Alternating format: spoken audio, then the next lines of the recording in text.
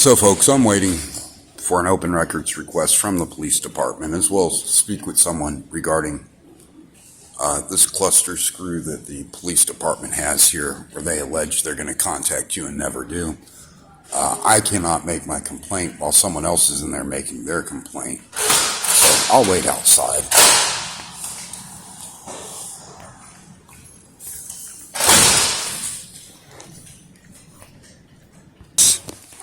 RIES.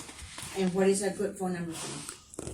My number, again, for the 400th time. I know it's not your fault. I'm frustrated because you keep asking and nobody calls. I understand. It's 210-905-6413.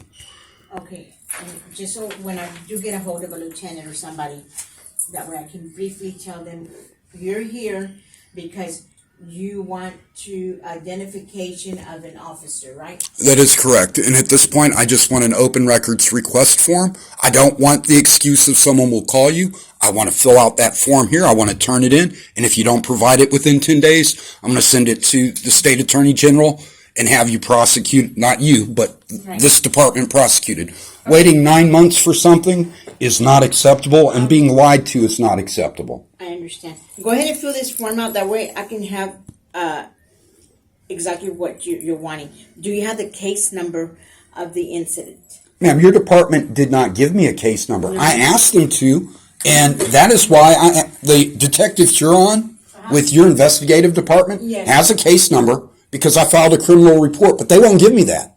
Now do you see how frustrated I am? You say, do you have a case number? I can't get a case number because your police department will not respond to me. Okay, let me find out who I can get a hold of. Since I go ahead and have a seat out there, and I'm going to try and make all these calls to see who I can get a hold of, because being that it's school's out, all these officers are out on patrol. So go ahead and have a seat out here, and let me see who I can get a hold of. Before I walk out here, ma'am, I've asked you 3 times now for an open request form. Do you have one of those?